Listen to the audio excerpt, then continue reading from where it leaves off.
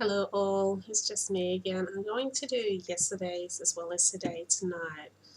Sorry about this morning, it's just after yesterday's ideal. I just had to spend all morning just looking for work. Um, the reason is I went to work just to see and remind myself how I felt going to work without looking after my energetic body and protecting myself. Probably about an hour into it, I started feeling dizzy and wanted to go home. And the only way I found myself being grounded through that whole shift was to listen to music as soon as I can on my break. It wasn't a very nice feeling, but I survived, and then I remembered, and then I woke up and tried to look for work instead of doing this broadcast with you today. Um, I will talk about some of the protection things I do energetically for myself, but how I see my workforce. I see all communities like beehives. Um, and I think being an empath, we're actually extra sensitive to these beehives and how it connects together and how we communicate together and how it operates. When the beehive is healthy, everyone, including us, operates in a healthier sort of way, and the job gets done and managed, and it's easy to continue on and on and on. But when it's unhealthy, the bees are unaligned, the communication is just very everywhere, and it doesn't feel good. Bees just want to scatter and fly and do their own things. And in a way, I can just feel the buzzing, and it doesn't make communication, it just feels like a buzz to me, and not a healthy buzz, and it vibrates through my whole body. Okay, so that's usually when I go into work unprotected, I just feel flat, dizzy, and the first hour or so, just want to get out of there because it is unhealthy. It's a really good place to be.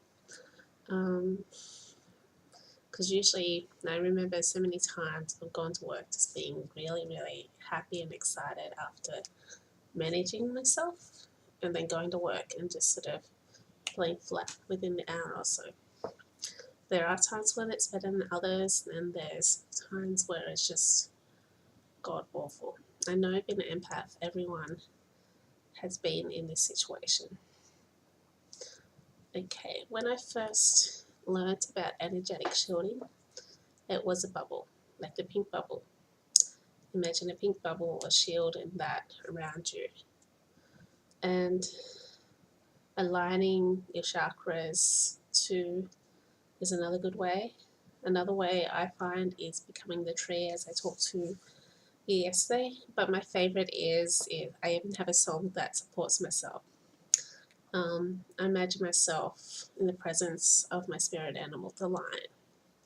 And I believe I am the lion, and I go to work feeling like a lion and just believing that I have this lion energy, that anything that comes my way I can handle. And I can handle lots of crap. So if anyone needs to turn around, puts me in a difficult situation, which I think being an empath, I think we feel the energy, the challenge there, and we feel responsible for it, even though we're not responsible for it. But I think it's just the trait of being an empath. We just feel responsible for energetically what's going on in every workplace, but it's not. But it's who we are. But that's one way I do it. I pretend I'm a lion or dragon, depending on what the situation needs to be.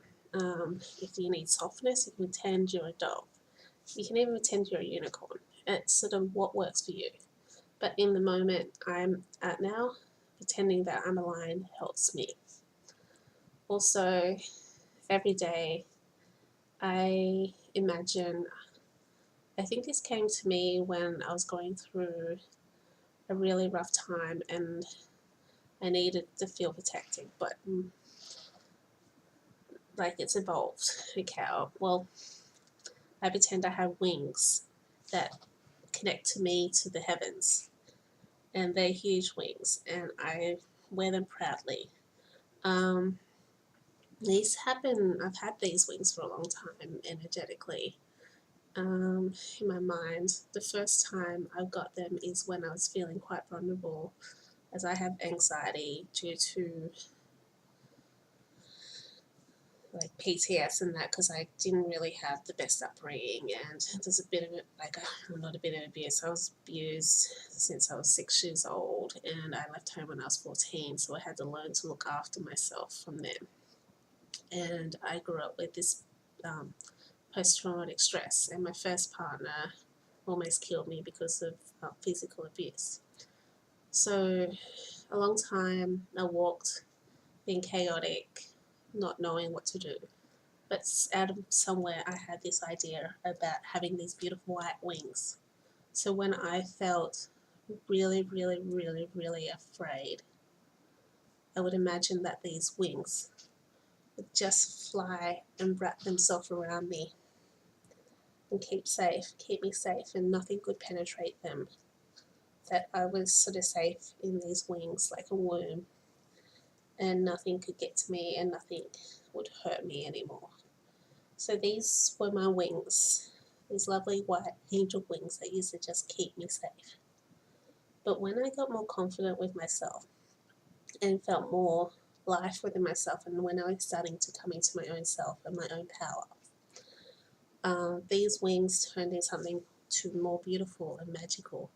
They even became more colorful, and I was visited by the eagle. It showed me how to fly. So then my wings became like the eagle wings. They were multicolored and they were beautiful. And I felt very proud of them. Sometimes my wings still change, but now I have these really bright, beautiful like, eagle wings that I just spread out to take me wherever I need, and believe in every situation I fly and I can conquer and I am free. And this is what the wings mean to me now. The wings in the past used to be my security, my safety. But the wings to me now is my metaphysical freedom, I guess. And they make me feel free in every situation, even when I'm repressed. But, yesterday I went to work. I didn't use any of these because I just wanted to see how I felt without these tools. And just so I can put myself in these shoes, so I can feel at work what a lot of people feel, vulnerable and able to cope. Um, and I think in any situation, we also all want a bit of freedom in every decision or place we have, like in life. Work, that's limited freedom, but you still need that freedom to express yourself. And I know I do. Being an artist, um, I need it more than most people. And I do see myself as a free soul. And I'm hoping by me showing you these gifts that I have can help you also become a free soul.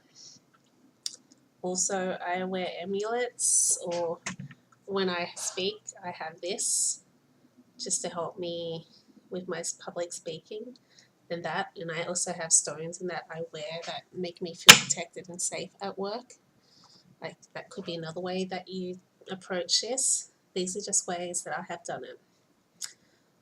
This activity, I won't do it tonight because my partner is asleep in bed, but I do want to show you a body activity that I have been taught through friends to help me feel grounded when I'm feeling I need to get out of here. I don't want to be here. This is too much energy for me. But I'll talk about that with you tomorrow. Another thing I discovered about being an empath is our strong dreams that we have. We seem to take everything that we experience in a day, transform it into these beautiful stories and dreams. Well, I know I do, and I don't like I've met other empaths like me, and they do the same. We have such a colourful life and such a colourful language. Um, like I'm just recalling my dream from last night. I actually went to purgatory. It wasn't a bad dream. It seems like it was a bad dream, but I remember that me and, well, she's not my stepmom, but she's my adopted mum because my mum died when I was 6 years old. So this lady that I adopted throughout life, who showed me kindness, who showed me love, who showed me value. So I call her my adopted mum. So in my dream, while driving on a road, like near a choppy ocean, the waves were tall and all that kind of stuff. I felt vulnerable, but I wasn't worried. I knew that we were safe. So then we went through this road. It was a narrow road. And then we got to the other side and the car broke down. So we got out and she called for our pets. They're like a hybrid dog horse thing. And they took us to purgatory. It was even running on ash. And I was sort of worried about these animals, wondering if that was hurting their feet as we were running and running and running. She wanted to get to her partner that passed away. So we're just running and running and running and running. And then out of nowhere, we approached this hotel. And there were spirits and ghosts and all that in this hotel. And I knew it was purgatory because the song Hotel California was playing on the jukebox. And that song always reminds me of a metaphysical purgatory on life. You know, being stuck in a place where you can't escape from. That's what that song means and feels for me. So in my dream, I just knew it was purgatory. And we're sitting down talking to these ghosts and spirits, trying to find Michael, her pass away partner. And they were jolly spirits and all that kind of stuff. But we knew that we shouldn't have a drink or we could get stuck there. So they were also trying to persuade us to have a drink there and not to go back home. So we had to be very smart and try to outsmart them too. And then she approached Michael and she had the choice to stay with him or to come back with me. Kind of made me feel a bit worried. She hasn't been really well lately, so I was just wondering if my dream was reflecting my feelings on worrying about her passing over and being unwell as well. But we end up starting to come back, and my alarm went off, so I wasn't really sure of what happened after that. But these are the amazing dreams I have, and a lot of my stories come from this, and a lot of my feelings develop stories as well. I have a story that I've written, The Turtle That Turned to Stone. It is a story about me, and I will have to share it with you because it is a beautiful story. But it's about me denying who I was and shutting down, and what happened to me and what it took for me to finally wake up again and decide this is the path I need to go on. I have to be honest with you, sometimes I feel a little bit nervous and like a fool, like who am I? But then there's this little light inside of me that keeps pushing me to do this. And I know better than to ignore myself, because every time I ignore myself, I just get a bigger bite on the bum and bigger, stronger messages come through. And I just know I have to do this. And yes, I do procrastinate sometimes because it's like, oh, that means I have to share who I am with the world. But that's okay. Not for being in the shadows, not for being in the secrets. I'm a good, wonderful, normal person who's full of kindness to help strangers. But on the other side, I am also this person as well. who has this big spiritual sense that if I don't get the assistance I need, I do feel stuck. And I'm not the only one, because there's people who have told me about other situations where they feel stuck like as an empath, and stuck as a spiritual healer and grower as well. So this is why I'm having this experience with you and talking for 31 days about what's happening with me. Okay, so today, as I said this morning, after the episode I had with work the other day, I woke up feeling, oh, I want another job. I can't do this. It's too much for me. Actually, it really sucked the energy out of me. I was feeling really good yesterday, but now I'm feeling like I can't do anything. But I am, and I'm still trotting along. And I even drew this tonight just to show me that I wasn't as hopeless as I think I am. I still am very skillful. It's just that I don't put value on myself all the time, and especially when I've had a rough, energetic day. So it's something that we all experience. And even when I was looking for jobs, like, what happens if this is the same? I don't want to do this. But I'll just stop whinging and just put my big girl pants on, I guess. Well, today I decided to listen to my music before I went to work, and I put my dragon amulet on. It's in my room, so I won't go wake my partner up. And today I went in there feeling like I was a dragon, because I kind of needed that, because I really felt like I needed an opportunity to stand up for myself and say what was right. And so I did. And I'm glad I wore that, because I just was talking about my holidays coming up with my boss. And apparently that's been messed around. So I'm glad I sort of have my dragon thingies, because I hate confrontations, but sometimes they're necessary. So now I'm dealing with like, oh, okay, I paid for this really expensive holiday, me and my husband, and now my job's saying maybe I won't be able to go. So no, that's not going to happen. I gave them 10 months to sort this out, because I try to do the right thing.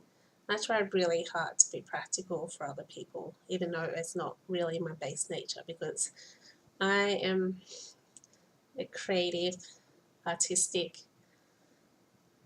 person, but I know this is about myself, and so I work really hard to be practical as well, and keep to my promises and be fair to other people, because I never want to be one of those artists that are so selfish and self-centered that they don't even think twice about other people.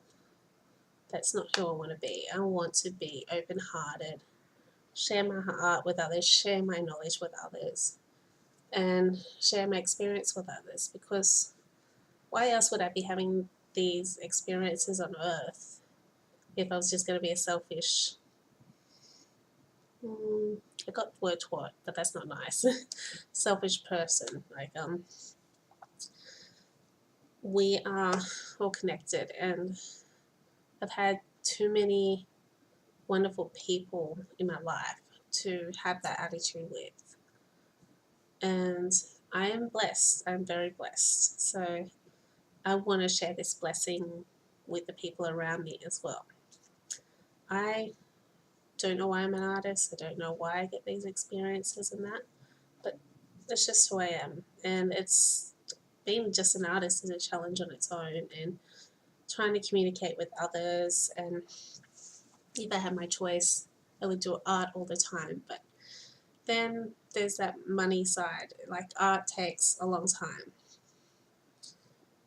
Money and time are important, and you need to also make money in time, not just art. So I'm sure I'll work out that balance sometime soon, but that's it is. What else today?